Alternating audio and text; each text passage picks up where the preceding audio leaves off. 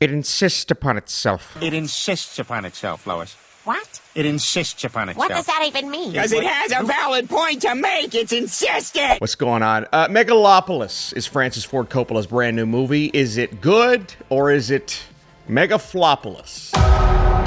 Don't let the now destroy the forever. So the city of New Rome is in main conflict between Cesar Catilina, a brilliant artist in favor of a utopian future, and the greedy mayor, Franklyn Cicero. Between them is Julia Cicero, her loyalty divided between her father and her beloved. This film is rated R for sexual content, nudity, drug use, language, and some violence. It's a fairly hard R-rated film, even though part of me was like, it didn't go as far as I expected it to, based on all the talk surrounding this movie. Francis Ford Coppola pushing the boundaries of the rating and of cinema. There was a point in time where I thought this could garner some Oscar consideration, because you have Francis Ford Coppola. This is the director of some of the greatest movies of all time, even though the quotes in that trailer a month ago would tell you otherwise.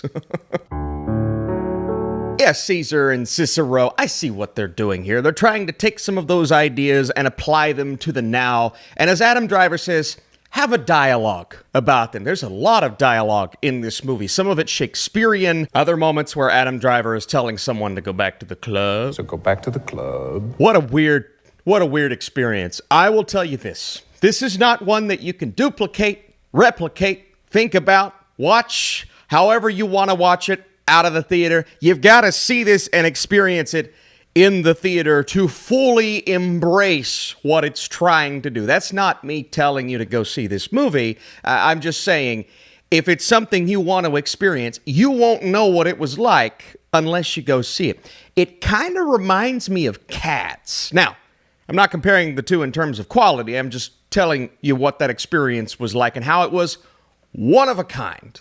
Megalopolis is one of a kind. It's a director and his vision that he's had for years upon years upon years. Wasn't able to finance through a studio, so he took over $100 million of his own money and said, I'm going to do this myself, like what Thanos said. I'll do it myself. Now, is that something we can respect? Absolutely. Looking at a filmmaker being able to finance his own movie, he has a vision. I don't want to say a singular vision, because it's a little all over the place. Maybe like a rainbow vision where it goes in all different directions and numerous colors, but he has a vision. But it's also a lesson of what can happen if a director, a producer, a writer goes unchecked. No one has anything to say. It's probably a bunch of yes men around him. Sometimes you need a no man. What are you doing? I don't think there was a no man on this crew or on this set, because this is literally, probably, I would assume, what he wanted to see on screen, but the way that it comes together, well, that doesn't exist, because it doesn't come together. And again, I speak as someone who really wanted to see this, had it on my list of Best Picture movies a year ago before the trailers, and really wanted to see this succeed because I just thought Francis Ford Coppola, he's brought us some of the better films I've ever seen in my life. And could we see a resurrection of him as a director? Not as a person, as a director. The answer is no. This is a hodgepodge of ideas and dialogue and words, phrases, themes that are very present. And it's not like Megalopolis was all that confusing.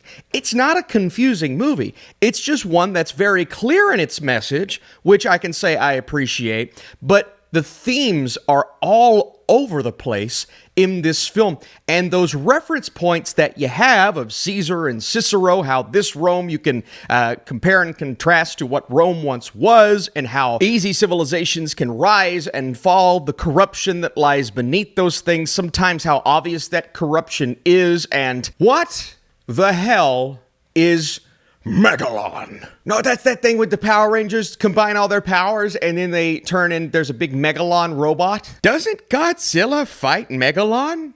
That's what it is. Godzilla fights Megalon. Now I get it. To have a film kind of use and utilize this material that is never quite explained as to the origins of it or what true purpose does it serve. We know what it can do all throughout this movie, But I'm just trying to figure out, what does Megalon represent? Because I can see at least, barely, what he's going for with all of these other themes and ideas, and what the characters represent, the relationships, the dynamics within that, and how, if a movie goes unchecked, how if power goes unchecked, what it can truly represent and become, but how others can perceive that power. I get all that.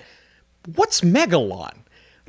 I know what is? What the fuck is this? And I know it's so lazy to say, there are shades of brilliance in this movie, but there are shades of, wow, Francis Ford Coppola was really going for something there. Wow, Francis Ford Coppola was kind of concerned with the path that character was on, but it all becomes shrouded in nonsense because of the nonsense that's happening kind of around what the point of this movie is. And I'm not giving it a pass just because this is his vision come to life on screen. Again, it's a testament of how when someone can go unchecked, a movie can become full of itself. The ideas can just become too much, and it just comes across as a bunch of ideas and concepts hammered home on our heads into our faces, but it looks like a sci-fi original, the television network film, combined with Days of Our Lives. Because I am not kidding, there are certain shots and fades and transitions in this movie that reminded me of sitting as a kid at my grandma's house while she's watching Days of Our Lives or The Young and the Restless. And I'm just like, I've seen that before. Daytime television.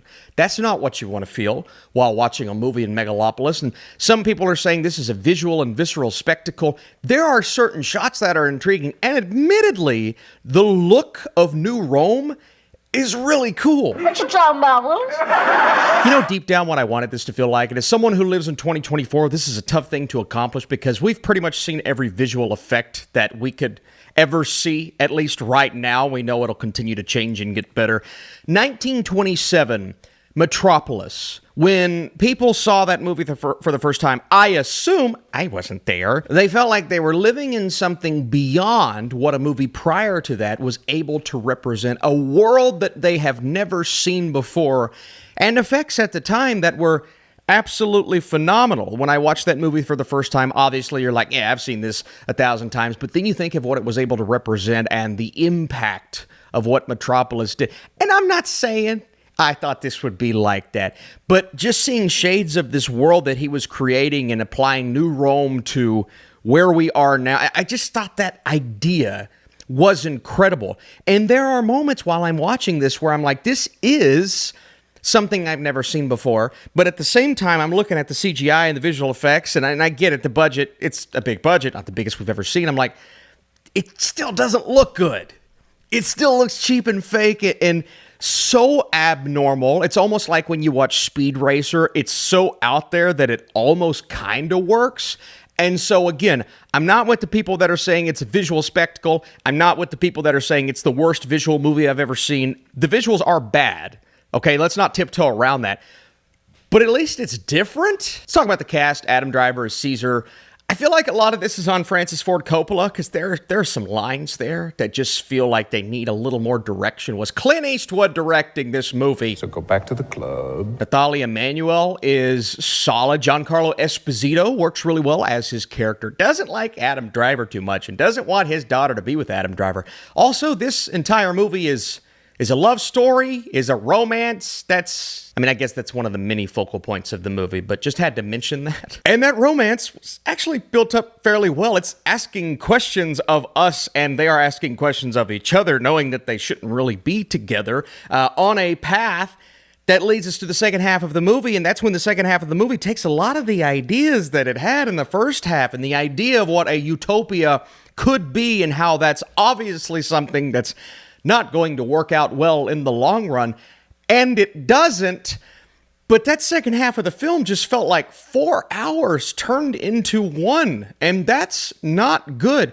You could tell Coppola wanted this to be way longer than it actually ended up being, because he takes all of the things that were in his head throughout the first half of this movie and says, yeah, we're just going to rush through it. I do want to go back to the characters here, because you have your Jon Voights, your Lawrence Fishburnes, but also Shia LaBeouf and Aubrey Plaza. And it just feels like they're in a different movie, a different genre, if you will. They're going a little wild with the material that they're given here. Now, that's who their characters are, and they're supposed to make you feel that way. But there are moments towards the end of the movie when their character arcs kind of come to an end, and the way that that's handled is almost cartoonish and the most ridiculous thing that I've ever seen. There is a moment where certain characters die towards the end of the film, not going to say who, but I'm like, that's something out of Looney Tunes or a parody. It almost felt like Scary Movie. Oh, boy. It was my cup of tea.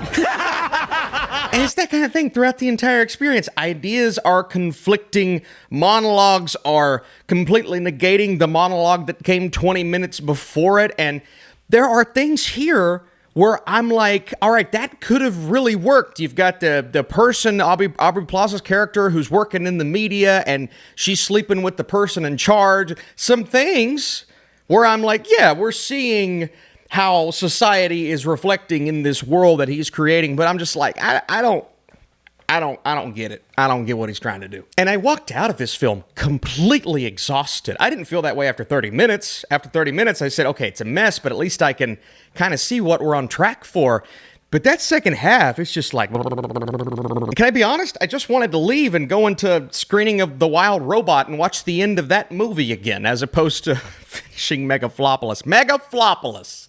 That's the word. Again, I'm not knocking Coppola for financing his own film. That's awesome. Congratulations. But that doesn't mean it's some sort of hidden masterpiece. That doesn't mean that, oh, wow, he's a really prestigious director, so obviously. No, if Francis Ford Coppola didn't direct this, I don't know if it would have one good review on Rotten Tomatoes. I am being completely genuine and honest with you. I get the criticism or the praise of, oh, I've never seen anything like this before. And I haven't. But by the time we get to that second half, it is so all over the place. I'm like, how can anyone at least be sort of genuine with me and tell me that this is not a complete mess? You may enjoy this complete mess, but it's still a complete mess. Have I said everything I wanted to say? Probably not. We'll talk about this more on Movie Mode. Ryan did not see it. I don't blame him, but I'll go into more detail on why this didn't work if you want to check out that podcast. We're everywhere. And if you enjoyed this video, dropping a like would be great for more glowing reviews. What begins as an interesting concept, one that poses fascinating questions and ideas, slowly morphs into one of the most chaotic and messy movie experiences of the year. There are themes and genres shifting and flying at the audience a mile a minute, yet what is left feels unfulfilling and ultimately bland. It is one that you could see how it works as a miniseries or with a more consistent tone, but it ultimately becomes a complete disaster. Oh boy. Oh boy. Didn't expect that, did I? Well, sort of did after the trailers. Regardless, I'd love to see what you think. Did you see the vision in the first half of the movie like I did? Did it ultimately come apart, or were you just enamored by this experience? I'd be curious to see what you say. Thanks for watching. This weekend, well, I'm going to a Steelers game, but I'm also doing more reviews. Bye-bye.